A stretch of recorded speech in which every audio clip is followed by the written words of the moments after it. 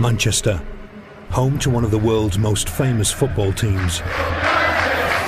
But behind the sporting glory lies a city that's been torn apart by gang violence, culminating in a brutal war spanning the last 2 decades of the 20th century. This was a war, and these were soldiers, troops on the battlefield. That's how they behaved, as if they were at war, and they would take no prisoners. These gang wars would create a climate of fear and leave hundreds dead or injured. I was turned out to 8 murders on one Sunday, which the CID were actively investigating. And spawn a generation who lived and died by the gun. They were psychotic, some of them. Manchester's gang wars would make headlines around the world, blight the reputation of one of Europe's most historic cities, and give birth to a new and sinister nickname, Gunchester. This is the inside story of Manchester's ganglands.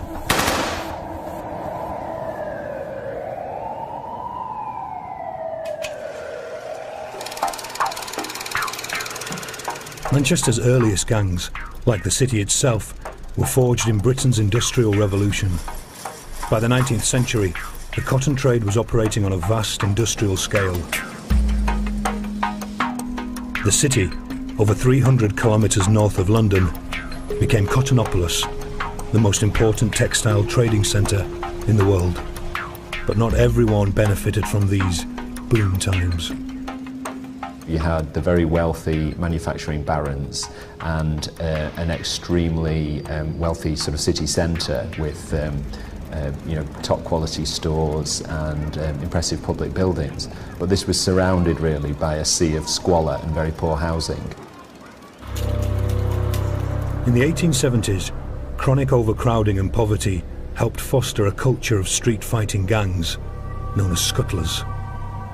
These were the hoodies of the day, with colourful names like the Bengal Tigers and Buffalo Bill's gang. The city's fortunes dwindled in the Great Depression. Industry slipped into terminal decline. Unemployment rocketed. People did whatever they could to survive. No money, no food, and robbing was the only way around getting a few quid. Out of these hard times emerged Jimmy Donnelly, known as the Weed because it was said he grew on you. He spent his early years on the south side of the city. His mean streets were those of Wythenshawe, the largest housing estate in Europe. He would grow up to become a member of one of Manchester's most infamous mobs, the Quality Street Gang. Crime lords of the city for almost 30 years. The Weed learned his trade in 1950, at the tender age of 10, when post-war rationing meant sweets were still a luxury item.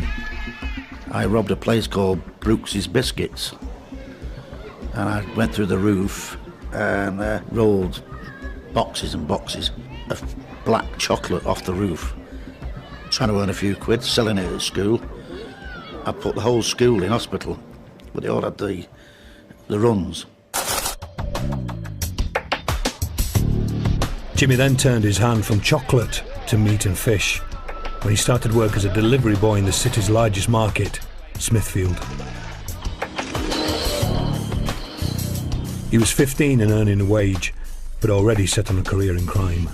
You go into the kitchen, you throw your stuff down, and the chef would weigh it or check it, but you didn't pinch that stuff. On your way out, you pinched the turkey that had been delivered the day before.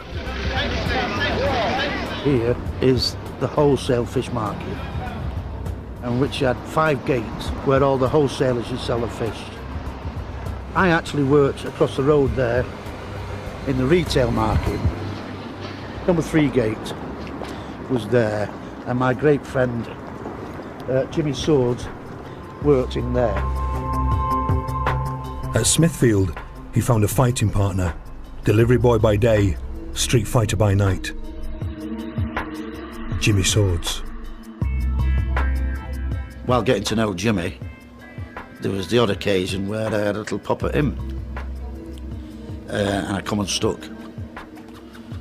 So I did try my hand with him, but he just flattened me.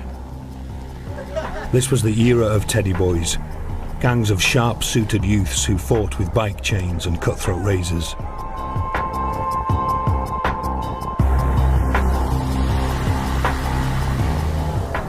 The two Jimmies ran with a gang known as the Market Boys, who were carving out a reputation as tough guys. By day they fiddled the market, by night they took the city's clubs and bars by storm. I was always tooled up with a knife or an axe or an hammer, and they get a whack of that first. But one fight at a local club proved particularly violent and landed him in trouble. We didn't want to queue up because we're the boys, aren't we? Straight to the front of the queue, and the doorman objected, and bang, the doorman got a whack.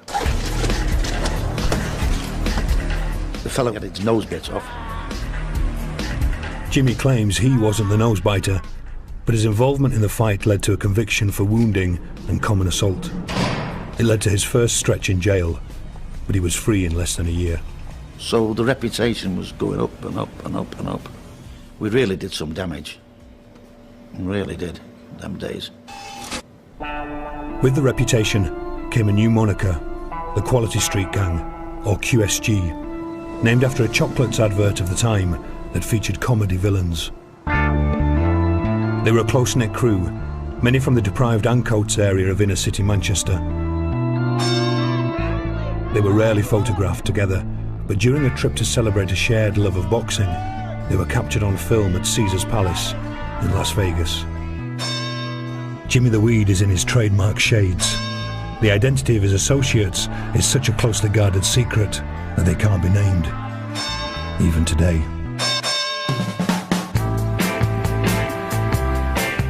Hard on the heels of post-war austerity came the boom years of the swinging 60s.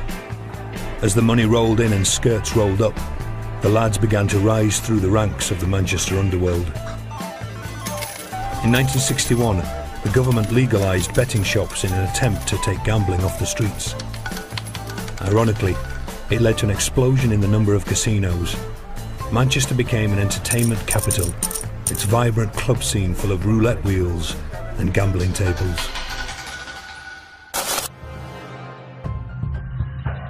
Over 300 kilometres south, London's notorious Cray twins smelt the money. The Crays ran protection rackets, using intimidation and violence to squeeze money out of pub and club owners. And in 1966, they were eyeing up Manchester. Not only were the clubs alarmed, but the local crims were on edge too. Really, it was a bit of a worry, the club owners. There was a lot of clubs in Manchester at the time, and they were basically well behaved. The doorman looked after them pretty well. What we didn't want to happen, of course, was people like the Cray twins coming muscling in and working a projection racket, which clearly was what they were after. Fearing the worst, club owners hedged their bets, tipping off both the cops and the local villains. We'd received information that the Cray twins had come to Manchester the day before, and at that present time were ensconced in the Midland Hotel. There was plenty of people, young people, willing to make a better name or a bigger name, who was on standby to make sure if there was any problems, that they did get sent off. Manchester's underworld was determined no one, not even the mighty Crays, was going to muscle in on their patch. The Crays targeted the popular Portland Club, and a doorman was beaten up. The police moved quickly and confronted the twins at their hotel. We read them the Riot Act, which briefly said, "This is Manchester, you're undesirables, you're not welcome here, get out." And they'd have never taken over Manchester anyway. They wouldn't have gone back to London, put it that way.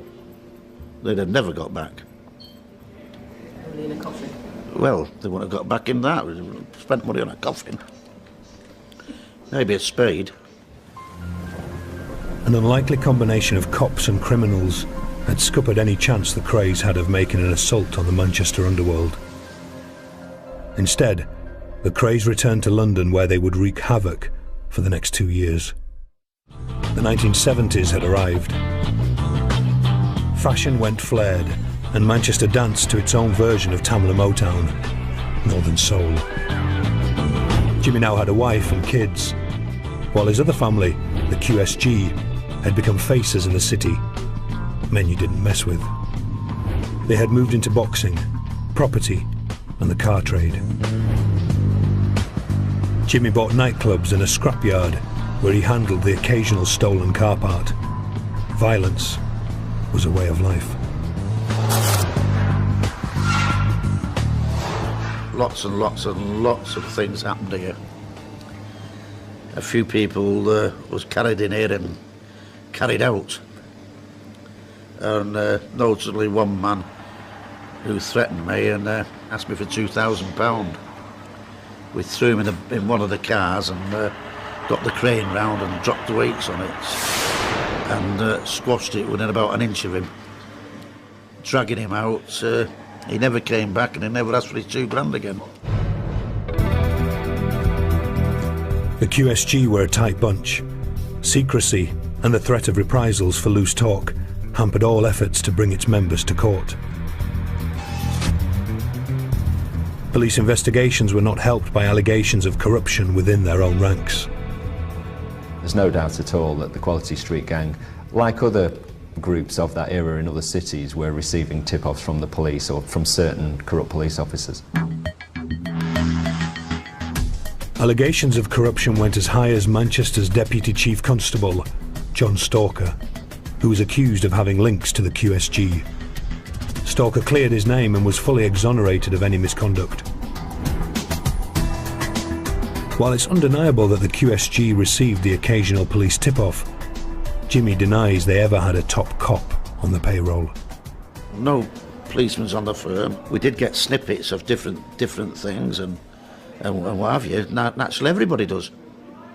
But no way did anybody have anything to do with John Stalker in the QSG. Nobody.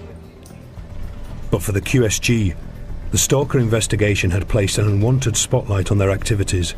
From now on, they took more of a back seat.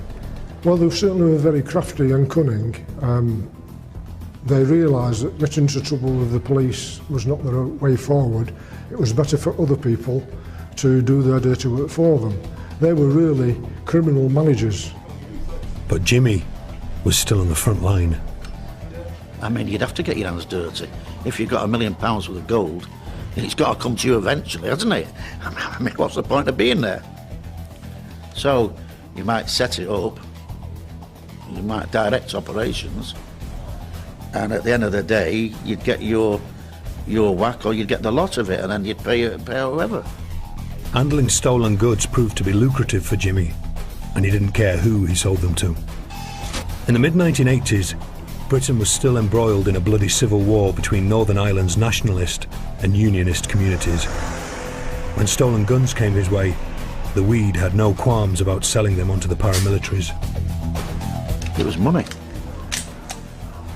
If there's a parcel, and somebody there to buy it, it was bought and sold. And that was it.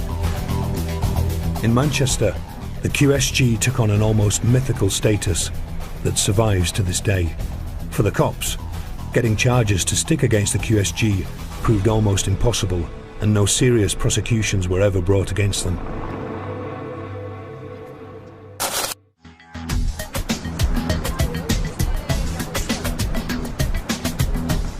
"1979 arrived with a new Conservative government, rising inflation and high unemployment. But in Manchester, the villains bucked the trend with a new money-making enterprise: armed robbery. Wages were still delivered by hand, soft targets for hard men. And professional robbers Fred Scott and Lenny Pilot took full advantage. We knew them very well, and they was good workers. I mean, the way they performed the work was fabulous. At the time, they would have been regarded as the most prolific and successful armed robbers in the north of England. Scott and Pilot formed the Crazy Face Gang. named after the grotesque masks they wore to terrify their victims. They targeted cash deliveries, mostly from security vans. In them days, there was a lot of ready cash about, and that's what we wanted. You know, it's very easy, really, and sort of money boxes on wheels. They set up a crime syndicate of robbers and developed a network of tip-offs. This former gang member served time and claims to have put his past behind him, so he prefers to remain anonymous. He reveals how the gang operated. And at any one time, we might have 10, 15, 20 bits of work, you know, in mind. And eventually we'd settle on one. From the late 70s to the early 80s, he claims they hit about 20 targets. These guys were all about speed. Hit a job fast, take the money within 90 seconds, or leave empty-handed. Kenny Connor was a career robber, and a prolific one. He got me 285,000 quid in cash I'd stole, not to mention the jewellery, paintings, antiques and whatever else we stole, you know what I mean? But I was mainly cash. He met the Crazy Face gang in prison and was tempted by their invitation to join them, but was wary of their use of guns. They concocted all this up then. Let's go out and do some armed robberies. Armed robberies? No, not for me, mate. Not my scene, armed robberies. I don't need a gun. There's my gun. I can rob money without guns. In May 1982, the gang got a tip-off about the weekly wages run from a local bank to the Failsworth Hat Company. It was difficult. You couldn't take the money from the bank. The bank was on the main road, on a sort of a humpback bridge. It was difficult, very, very difficult. This gang were pros, renowned for their level of planning before a job. First they drilled holes in the back of a van, then parked up across the street from the bank. From their hiding place inside, they watched how the money was moved from the bank to the nearby factory at the end of a cul-de-sac. We knew then what time the money was picked up.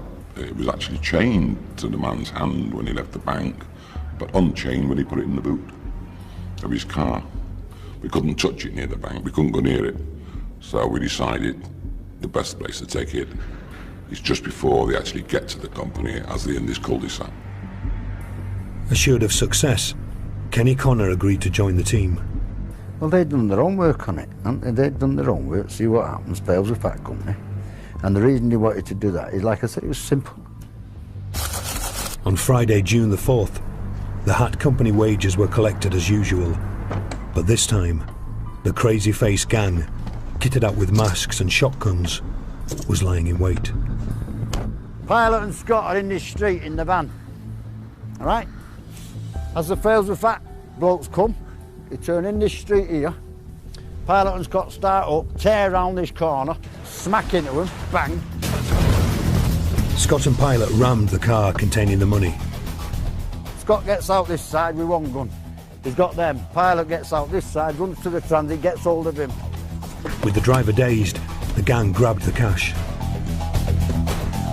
Go to the boot, get the case, take it out, down the ginnel, into the getaway car, and we're off. The men made their escape £7,000 richer, a pattern they would repeat time and again. Easy, very easy. No problems at all with that one. Though Connor got his share of the money, the use of shotguns in the robbery had unnerved him. Because it must have been terrifying for him, you know what I mean? I thought, right, that's the last time I do this for anyone. Don't like it. Connor claims it was his last job with them, but the gang had enjoyed the sweet taste of success, and they wanted more. By the end of the year, they were so prolific, robberies rose by over a third across the county, and the use of guns quadrupled from the 79 average to 6 a week, as other robbers followed their lead. But by 1983, they were doing so many jobs, it was inevitable their success couldn't last much longer.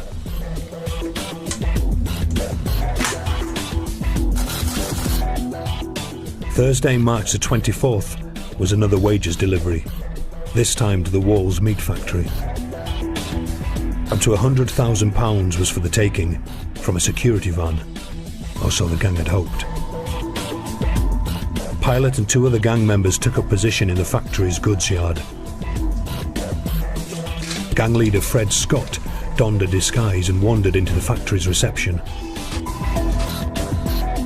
When the security guards arrived with their money bags, Scott whipped out a gun and all hell broke loose. Scott had drew the gun, so there was 2 guards on the floor, there was uproar going on inside the offices, there's people outside running and screaming and shouting, and the money was inside the van. The guards had only brought out the first money bags. The rest was still in the van, with a security guard. In their frustration, the gang fired into the van, but the cash chute remained closed. The guard inside the van was that terrified, he just wouldn't open from the inside. And it's just one of those things. It was a very difficult one to organise, and it didn't happen. Just timing wasn't right, something was wrong, and we just didn't get the money. Scott had grabbed £10,000 in the factory, but the security guard had scuppered their plans to snatch the £100,000 target. By now the police were frustrated by the volume of the gang's jobs and their brazen use of firearms. Manchester's chief constable demanded they be taken off the streets. We've got armed response units in the town, in the city. We've got wanted posters up all over offering rewards, which was a concern of ours. One thing, nobody's saying nothing, you know, somebody that's just on the outskirts, on the fringes of the gang. But of course, people that are on the fringes could be tempted by, you know, in them days, a 20, 30,000, 40,000 reward. In them days, could easily have been costly for us. But in the end, it wasn't a grass who would finally call time on the Crazy Face gang.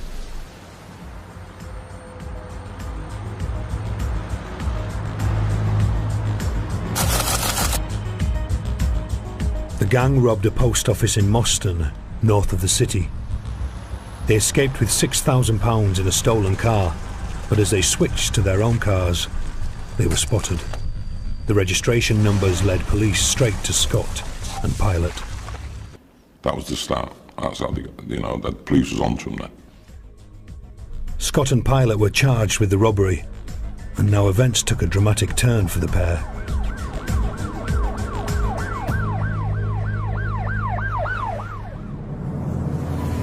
In the 1970s, London's Metropolitan Police had pioneered the use of supergrassers to target armed robbery gangs.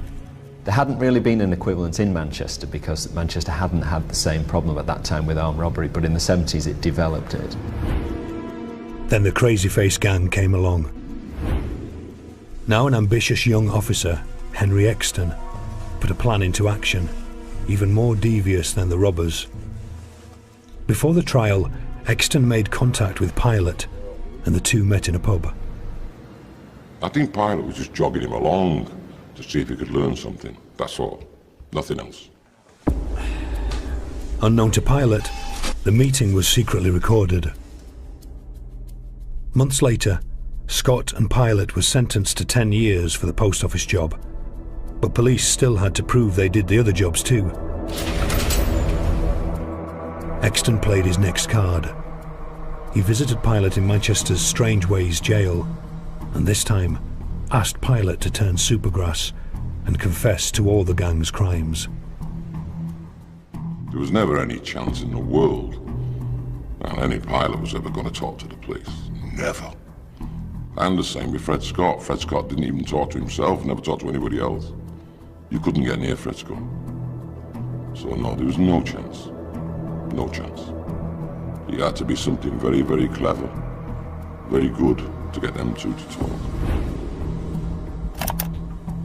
With Pilot refusing to cooperate, Exton needed Scott to talk.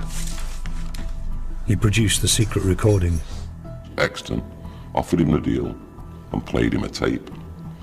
And Pilot's voice was on the tape.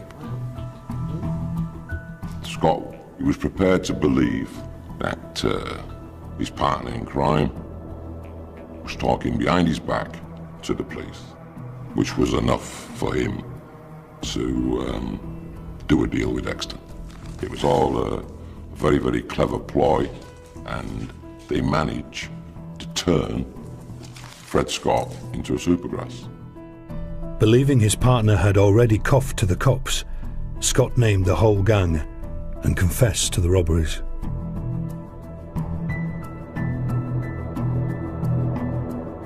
He gave precise details of where they disposed of the shotguns and the locations of safe houses used to hide the stolen cash.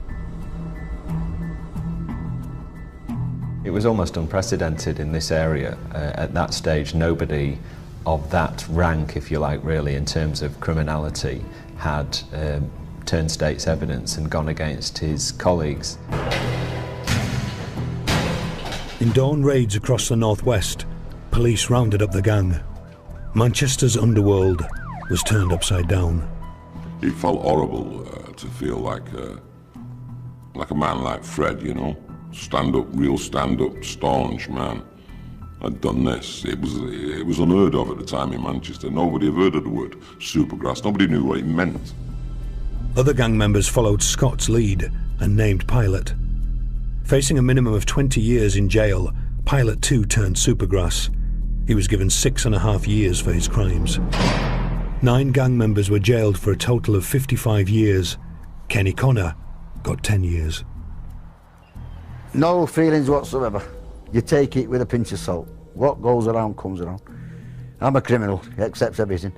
And if they're going to catch me, use any method.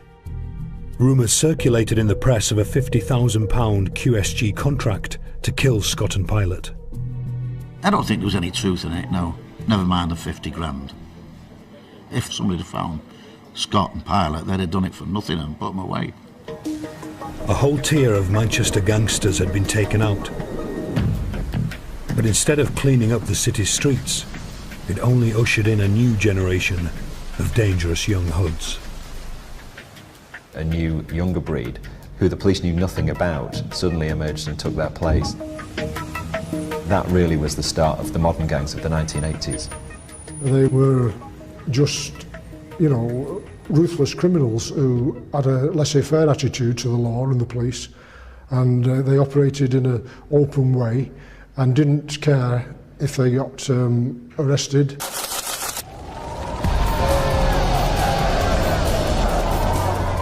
The new wave rose from the ashes of several nights of riots that hit the streets of London, Liverpool and Manchester in 1981. Years of harassment, interracial unrest and soaring unemployment in Britain's black communities culminated in pitched battles with police. In the Manchester suburb of Moss Side, 1,000 youths besieged the local police station, triggering 2 days of burning and looting. It was absolutely intimidating to see such devastation and crime occurring as a young officer. Buildings being burnt down, the devastation, people attacking your police officers with dustbin lids as riot shields, police officers bandaged. The story of Manchester's underworld took a new and deadly turn.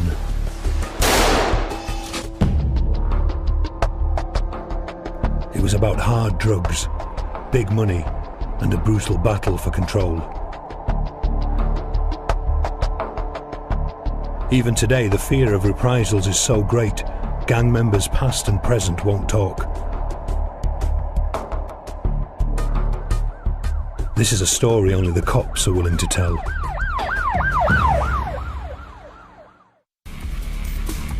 Moss Side had all the necessary ingredients for violence to take root and flourish. Less than 2 square kilometres and with 9,000 residents, by 1981, unemployment in the area stood at 30%, 3 times the national average. Jobs for black youths were hard to come by. Moss Side was ripe for an American-style gang culture. Lack of opportunities caused its disillusioned youth to look for ways to make money. Moss Side was fertile ground for an explosion in drug use. In the 60s and 70s, cannabis was the main drug problem. As the years rolled by, things progressed. The drug scene changed somewhat. A new drug had arrived: heroin. It began to be an issue really from the early 80s onwards. A lot of it because of the development of the Golden Crescent, Afghanistan-Pakistan border as a major source of heroin. And this started to seep into the UK market, and the main market in the north of England became a particular area of Moss Side where heroin could be bought on the street. Illegal drugs became Britain's prohibition, creating a climate where violence and gangs could flourish. Cheetham Hill lies on the north side of the city. The Waterloo estate was home to a gang of serious criminals known as the Cheetham Hillbillies. Many of their families moved here during the slum clearances of Moss Side in the late 1960s. A generation grew up with friends and enemies living in both communities. Feuds started over women, but quickly became about reputation. While Moss Side's notoriety came from drugs, the Hillbillies spent the 80s carving out a name for violence, especially armed robbery. Cheetham Hill was slightly different than Moss Side, in as much as, one, they were sort of identified as a group or a gang. They were specialising in robberies, building societies and post offices, in other words, stealing money. Franklin Sinclair got the measure of the Hillbillies after representing many of them in court. Cheetham Hill were cock of the town, as it were. Some of them were simply violent, some of them were very streetwise, some of them were ruthless, some of them were calculating, most of them were professional. It was only a matter of time before the Hillbillies tried to muscle in on Moss Side. Eventually they decided that there was also money to be made in the drugs business, and they branched out into that as well. And I think that's what resulted in quite a lot of conflict between the two elements. Moving up the hierarchy of the Hillbillies was 19-year-old Anthony Johnson. One of the few white gang members, he was known as White Tony. White Tony really epitomised this new breed of wild, reckless young gangster who would stop at nothing, was scared of nobody. No crime was too audacious or out of bounds for him, and he soon attracted almost cult status in Manchester in the criminal underworld.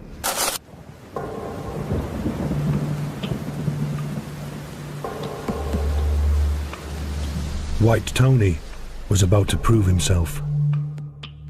Father of two, Anthony Gardner, had recently moved to Moss Side.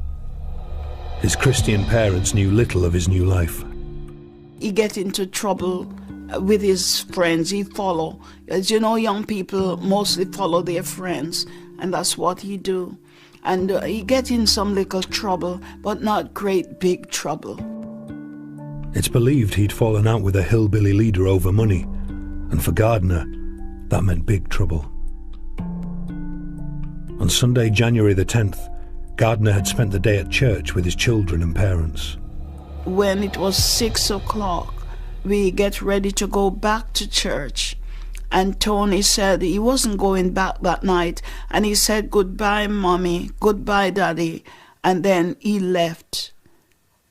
And that's the last we have seen of Tony or hear from Tony. We have never seen him again.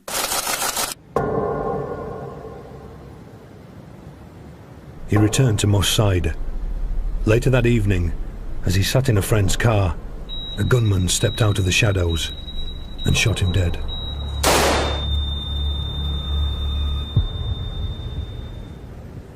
He was very, very caring, and he loved his parents, and I don't know why they kill him, but it's a great loss in the family. My husband, he was crying for his son.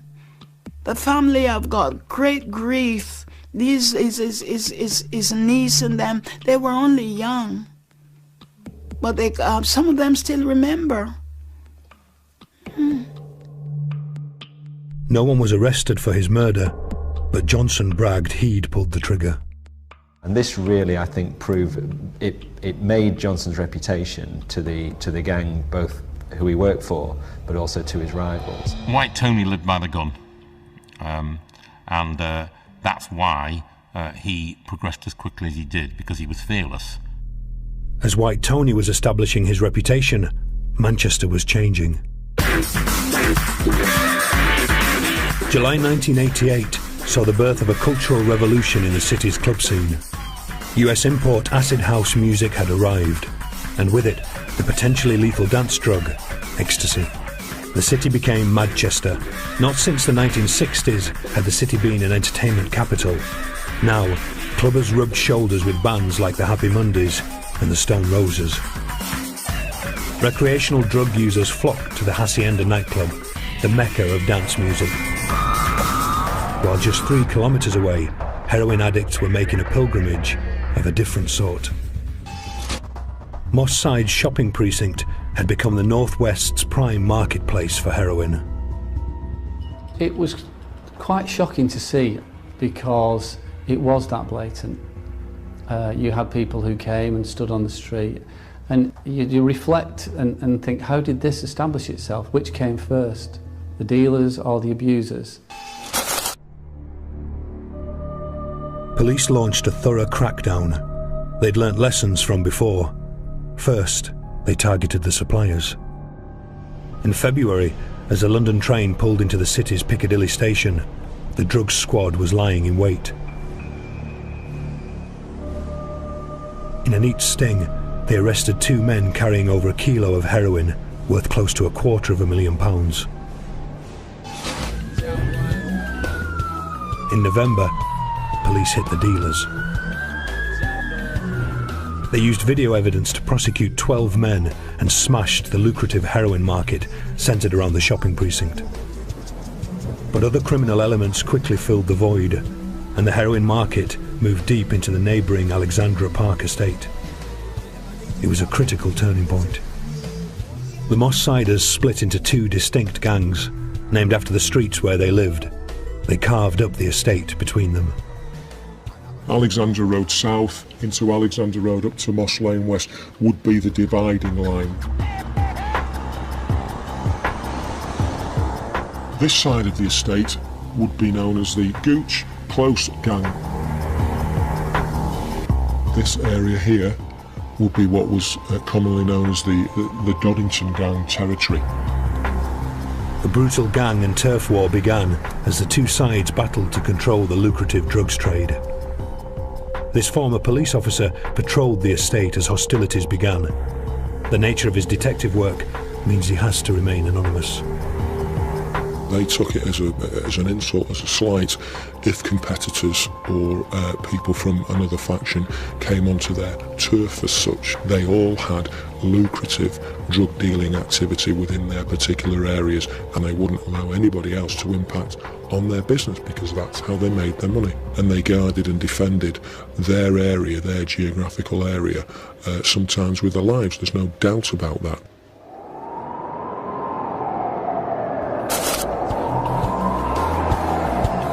"1991 was a bad year for gang-on-gang attacks as the violence escalated. And for hillbilly White Tony, it was the end of the line. Cheetham Hill, Friday, February the 22nd. White Tony was murdered outside this former pub in the heart of hillbilly territory. Police believed he was taken out by his own side.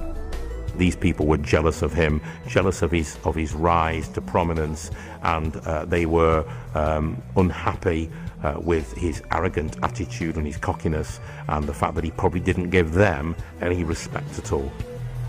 For Anthony Gardner's mother, his death was closure of sorts. My feelings for him, when I heard that someone shot my son, I didn't have a grudge. I'm not a person that can carry grudge. I'm a Christian. And all I was praying is that they would catch him. But I didn't pray that nothing wrong happened to him. Back in Moss Side, the Alexandra Park estate, was fast becoming a war zone. It basically became a series of tit-for-tat shootings or stabbings. A 12-year-old boy was shot from a passing car in Gooch Close. Within 2 hours, the Gooch gang attacked a man with a machete in a local pub. It was required of them to not be cowed in any way, and that they had to retaliate, and the sooner the better. It wasn't unusual to get a major job one day and next day find that somebody had been shot in the leg, only to find out that next day somebody from the other opposing side had been also shot in the leg. The Manchester label was forgotten as the city now gained international notoriety as Gunchester. You had this kind of arms race growing between these two small groups of people. Not only was it difficult to find witnesses to these incidents, it was almost impossible to get the truth out of the victim. They're in fear of their lives. They know that if they go public, they are going to suffer reprisals.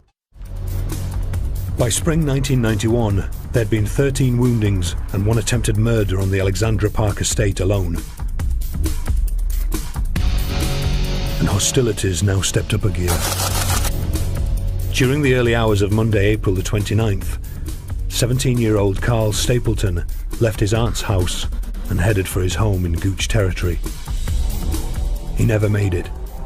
His body was later found slumped in an alleyway. He'd been mutilated with a machete. Stapleton simply lived on the wrong side of the estate. It was a particularly savage murder that was undertaken on, a quiet Sunday evening, whereby members of the Dorrington faction went over simply looking for somebody who was associated with the Gooch side. The Gooch would now be out for revenge. Police moved quickly to take the gang off the streets and prevent a further escalation in the violence. They targeted the gang's heroin business, centred around an enclave off Gooch Close, at the heart of their territory. The Gooch Close gang had established this particular drug marketplace in their area of the estate. They'd done that, again, to avoid law enforcement. It was difficult to police because of the amount of cul-de-sacs and dead ends. As you can see for yourself, there would be a lot of alleyways, a lot of walkways and so on and so forth around here. We couldn't control access of abusers to buy drugs. We were losing control of people as they entered walkways and then basically emerged elsewhere in the estate. It was extremely difficult to manage. And there would be spotters and watchers and people affiliated to the gang. They would be everywhere looking for any police activity. So we had to change our tactics. The result was the landmark Operation China. Undercover officers posed as squatters and set up surveillance cameras inside a derelict flat overlooking the dealers. Over 5 weeks, key members of the Gooch were caught on camera dealing heroin to undercover officers. In a series of dramatic dawn raids, a whole generation of Moss Side's dealers were arrested. 20 members of the Gooch were jailed for a total of 109 years. But the success was short-lived. For the Gooch who remained at large, there was still the death of Carl Stapleton to avenge. Three Gooch members approached 19-year-old mechanic Darren Samuel on mountain bikes. They fired 10 shots, hitting the teenager in the head. Samuel died for his connection to the rival Doddington gang. It was getting progressively worse, and that's something that did concern me, and that's something that I did talk about with colleagues as to where is this all going to end. The first half of 1991 had seen 2 murders and countless shootings in Moss Side. The following year saw over 100 reports of gunfire during August and September alone. Saturday, January the 2nd, as 14-year-old Benji Stanley queued for food at a Moss Side takeaway, a gunman shot him in the chest at close range. The round that was used on Stanley would be used for the destruction of animals such as bison. So could you imagine the devastation, the trauma that round must have caused that individual? The schoolboy was an innocent bystander. The shockingly public execution was a case of mistaken identity. Benji Stanley was a particularly horrific act by people who mistook an innocent young 14-year-old boy for being somebody who was prominent within the Doddington side. The gangs were on the brink of all-out war by 1994, and when a Cheetham Hill gang boss was shot at, everyone expected a bloodbath. But worn down by years of conflict, the gangs agreed instead to a truce. The worst days of the gang conflict seemed to be over, yet old hostilities don't just disappear. The gangs resume their old ways. Initially, there's a civil war within one of the Moss Side gangs itself, and then the others kind of join in. The old conflicts are renewed and things get a lot worse. Over the decades, Manchester's underworld has evolved, and so has its villains. Well, I think there is a lesson. I think, you know, if they say crime doesn't pay, most of the time it doesn't. Jimmy is writing his memoirs, while his fellow gang members claim to have gone straight and invested in legitimate business ventures for the good of the city. Manchester too has reinvented itself and shaken off the Gunchester label. Gang-related shootings are down 82%. The Doddington gang is largely finished, and police have taken down the new generation of gooch mobsters. But the city has yet to totally root out its ingrained gang culture. The saga of Manchester's ganglands may never end.